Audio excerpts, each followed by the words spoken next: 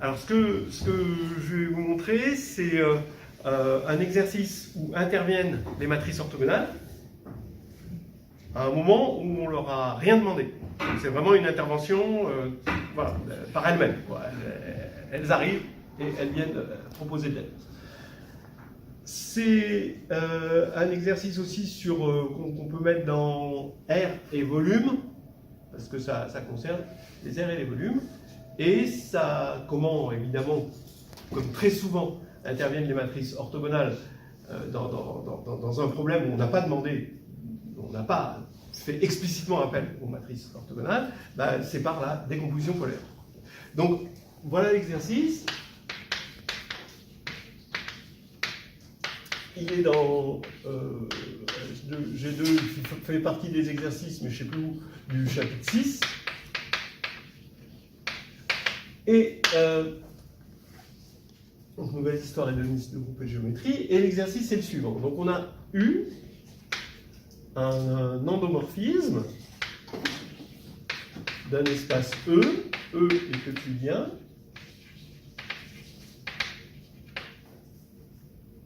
Et on va supposer que U préserve alors attention, le volume, donc je vais préciser ce que ça veut dire ici, des, alors comment on appelle un parallélépipède qui ne serait pas forcément rectangle? Vous appelez ça un parallélotome? Ça vous va? On appelle ça comme tu veux. Comme le, d'accord, ok. Bon, donc je vais dire parallélotome. Et un parallélépipède, c'est ça, non? Des M. Ouais, il n'est pas rectangle, quoi, c'est ça? Oui, il n'est pas forcément rectangle. Il n'est pas rectangle. Mais comme c'est dans Bon, des dimensions. on peut, oui, ben, je vais carrément me restreindre, et je vais prendre juste les parallélépipèdes. Les parallélépipèdes. Attention, les parallélépipède, c'est pas forcément rectangle, hein. C'est pavé droit. D'accord. Parallélépipède, c'est juste qu'ils sont chaque face. On va prendre rectangle, carrément. Si, toutes les bases sont perpendiculaires. On va prendre les rectangles. Donc, je prends, c'est bon. Alors, c'est quoi? C'est quoi là, un parallèle? Bon, je vais le définir. Hein. Je vais prendre V1, Vn.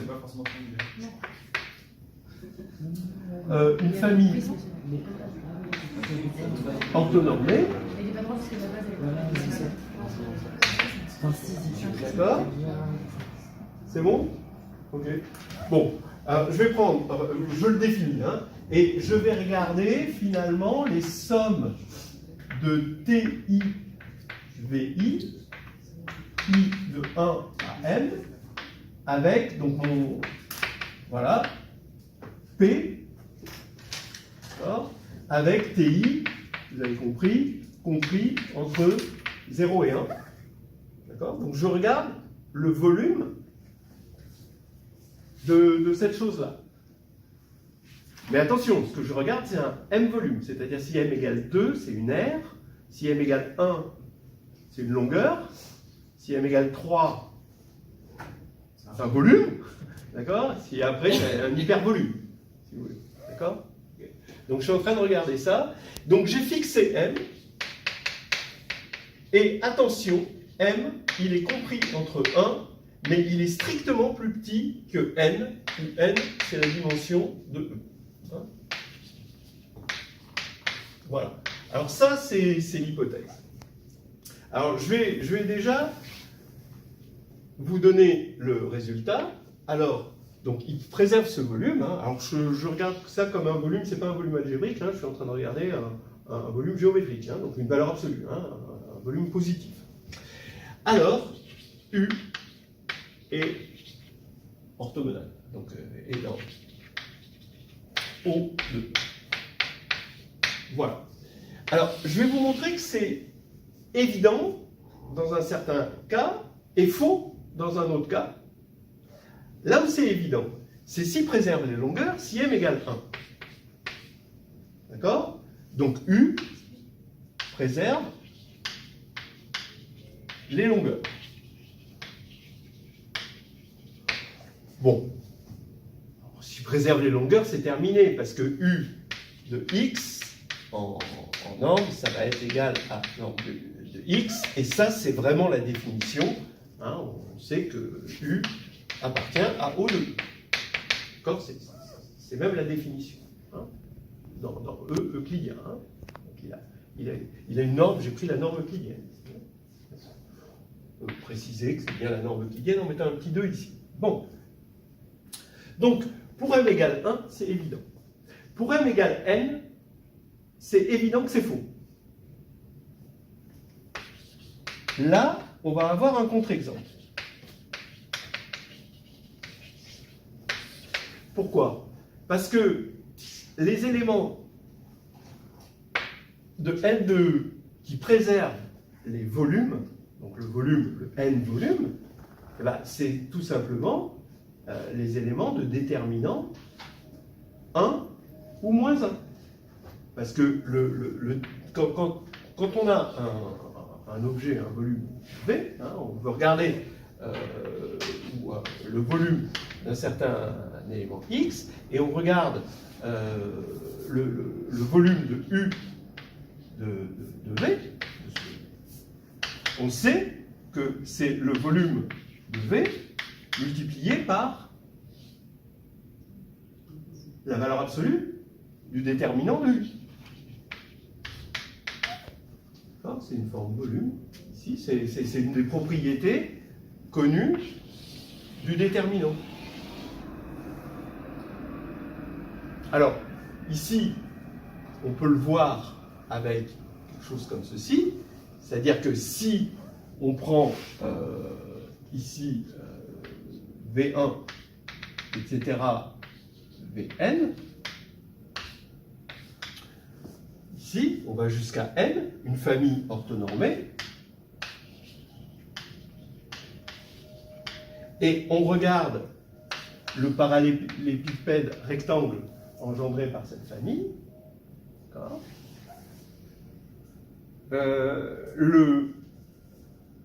Le parallélépipède U de P va avoir pour volume,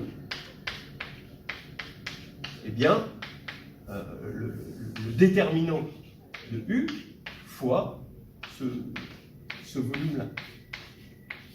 Et en fait, on aura ici, en valeur absolue, et avec U de déterminant 1 ou moins 1, ça suffit pour conserver les volumes. Donc ça, c'est une des propriétés que je ne démontrerai pas et qui est une propriété du déterminant.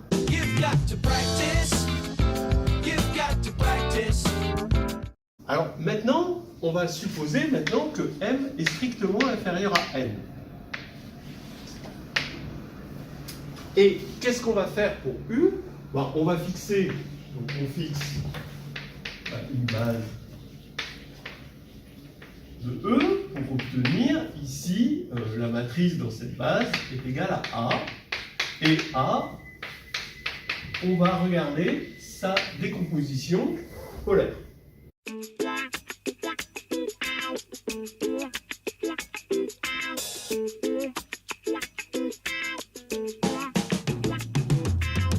On a peut-être besoin de la décomposition polaire généralisée. Celle où on n'a pas l'unicité et celle où O est dans O de N, mais S appartient à Sn+. Voilà. Alors, ça se démontre. Alors, si A est dans GLN de R, eh bien, vous vous rappelez comment on démontre que S, on regarde A transposé fois A, et ça, on sait que ça appartient à Sn++. C'est symétrique défini positif, et donc, par le théorème spectral, ici, ça s'écrit P fois D fois P-1, avec D, une diagonale de lambda I, avec des lambda I, tous strictement positifs. et P dans OR. Donc, ça nous permet de pouvoir écrire une matrice symétrique qui est égale à P delta P-1. Delta, c'est la diagonale des racines carrées positives ici. Et S, eh bien, est symétrique. Alors ça, c'est pas tout à fait évident, c'est parce que vraiment, on utilise le fait que P appartient au LEN. Quand on prend S transposé, ça fait P moins 1 transposé delta transposé P transposé. Et ça fait, comme P est orthogonal, ça c'est P. Comme delta est diagonale, ça c'est delta. Et comme ici P est orthogonal, ça fait P moins 1. Donc on retrouve S. Donc S est symétrique. Et comme ces valeurs propres sont strictement positives, parce que les lambda I étaient strictement positifs, ben S appartient à Sn++. Donc là c'est bon. Et puis ensuite, comme on fait pour O, vous connaissez hein, le truc pour O, ben on passe, voilà. En gros, on va dire que O est égal à A S moins 1. On va poser O égale A S moins 1. Et quand on va faire O transposé O, ben ça va faire S moins 1 transposé, A transposé, A S moins 1, ici. Alors, attention, ici il y a quand même une petite sucrerie. La transposée de l'inverse, c'est l'inverse de la transposée. Alors ça se montre hein, assez facilement en prenant l'inverse. On a Mn qui est, si n c'est l'inverse de m, alors Mn égale l'identité, et puis on transpose ça. Mais la transposée de l'identité et de la matrice identité, c'est l'identité. Et pour avoir l'inverse à gauche, c'est pareil que l'inverse à droite. Donc ici, on n'a que le n, c'est la... Alors, comment dire? Ici, on a n qui est l'inverse de m, et c'est égal, donc l'inverse de m, je pourrais, tiens, si je mets un t là, ici, c'est encore plus clair. Voilà.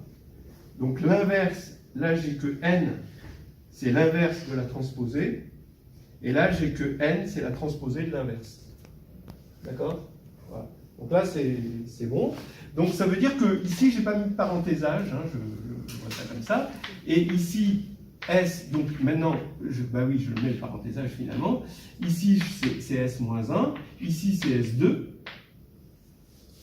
Alors, pourquoi c'est S2 à transposer A? Parce que quand je fais S2, ici j'ai delta 2, donc là j'ai delta, donc j'ai ça. Hein. Ici, c'est facile, c'est S2. Et ici, j'ai S-1 égale IM. Et donc, O est bien une matrice orthogonale. Donc là, c'est quelque chose que j'aime bien faire. Hein. Ici, c'est clair. Hein. Si A, maintenant, appartient à Mn de R, moins GLN de R, alors A est limite de la suite AK égale A plus 1 sur K IM, où AK appartient à GLN à partir d'un certain rang.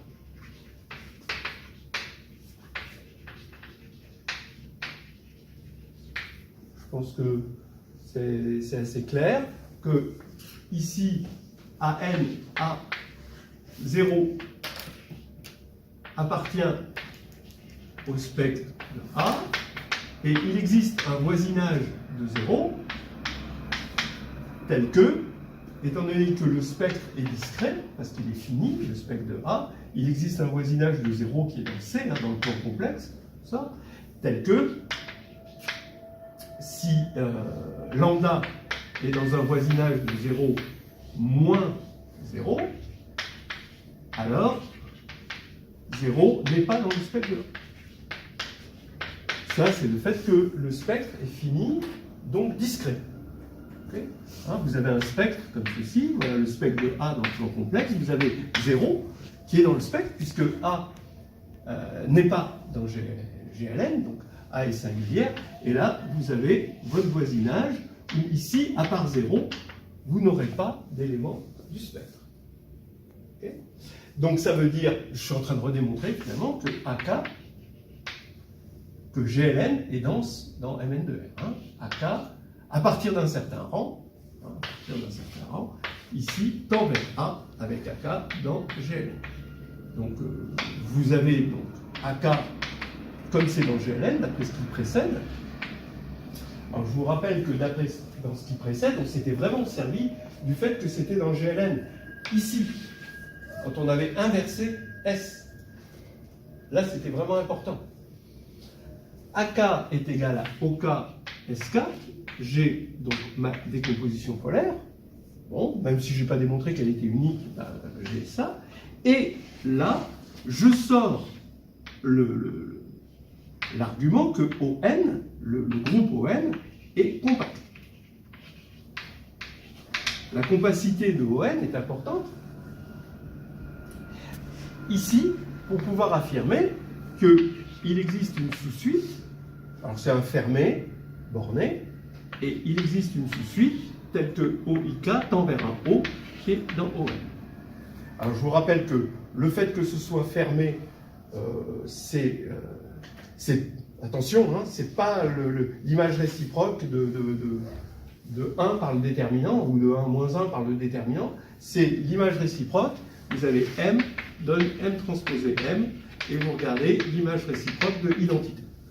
Et ça, c'est un continu. Donc ça fait un fermé. Et puis borné, c'est vraiment très très simple. Vous l'avez par toutes les façons. Il y en a une qui est assez élégante, c'est de dire que la trace de M transposé M, c'est la norme au carré, la norme 2 des matrices, donc la somme des AIJ carrés. Ça c'est bien connu. Et cette chose-là fait que, comme ici c'est l'identité, ben, vous avez la trace de l'identité qui est égale à n, donc on voit bien que c'est borné. Voilà donc une petite chose. Et donc là maintenant, qu'est-ce qu'on obtient? On va obtenir SK qui va tendre ici vers SIK qui va être égal à OIK moins 1, mais OIK moins 1, donc oui, fois AIK. Et ça, ben, AIK, on a dit que ça tendait vers A, par définition. Ça, c'est les matrices inversibles qui tendent vers A. Et ça tend vers O moins 1. Et donc, ça appartient à Sn, pas plus, attention, parce que S est une suite, évidemment, de Sn++, mais juste le plus, c'est juste positif. C'est-à-dire que, mais en tout cas, ça va être symétrique, parce que on a un espace des matrices symétriques.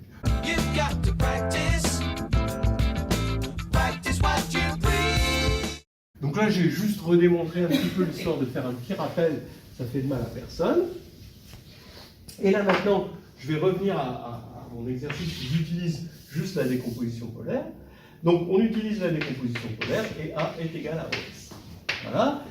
Pareil, maintenant on a O, P, D, P-1. D'accord?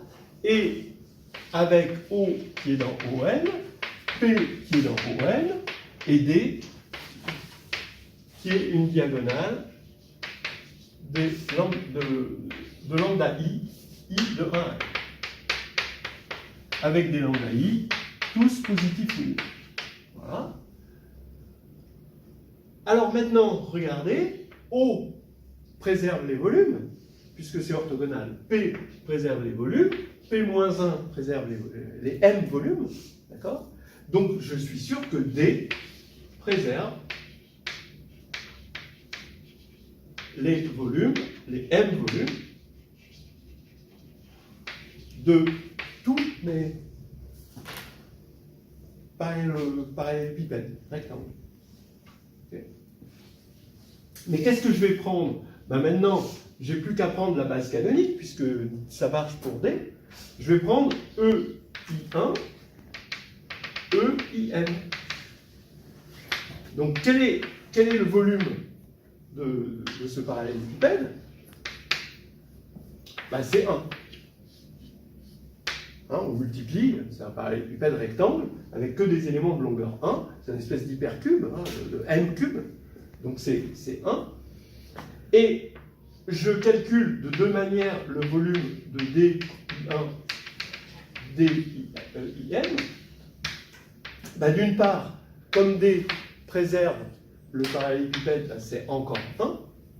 Mais d'autre part, c'est aussi le produit des lambda I1 de IK, K de 1 à N. Donc j'ai cette formule maintenant. D'accord ? Voilà.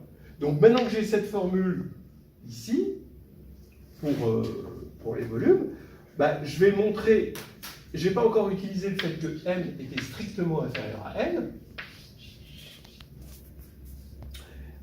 Je vais écrire si I est égal à I1 jusqu'à IM. D'accord ? Je vais écrire ça égale ça, je vais l'appeler lambda I. Voilà. Je veux montrer que lambda I égale lambda J. Donc montrons que lambda I égale lambda J, quel que soit I différent de J. Et là, après, ce sera terminé. Donc ici, je fais, je vais prendre J égale une partie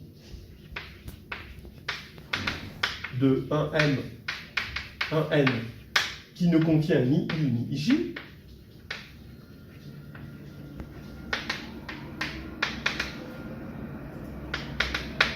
Je vais bien sûr supposer, quitte à ce que J soit vide, et je vais écrire J union I et J union J. Je vais avoir lambda J union I, d'après ce qu'on a vu, c'est égal à 1, et c'est égal aussi à lambda J union I, J. Voilà. Ce qui va faire ici que, d'après les définitions, on peut tout simplifier et on a lambda I égale lambda J. Okay. Donc, ça, si j'ai pu trouver une partie qui ne contienne ni J, c'est justement parce que il fallait que ce soit une partie à, j'ai oublié de le dire, à n-1 éléments. Si m avait été égal à n, alors je ne pouvais pas trouver une partie qui ne contienne pas deux éléments. Il faut absolument que m soit strictement inférieur à n pour que ça marche. Voilà. Alors maintenant que lambda i, comme le produit ici est égal à 1, ça veut dire que lambda i puissance n est égal à 1. Mais comme les lambda i sont tous positifs, ça veut dire que lambda i égale 1. Donc ça veut dire que S qui est égal à P d P-1 est égal à l'identité, puisque la matrice identité, puisque D c'est l'identité. Et donc ça veut dire que A égale O. Donc la matrice est orthogonale. C'est fini.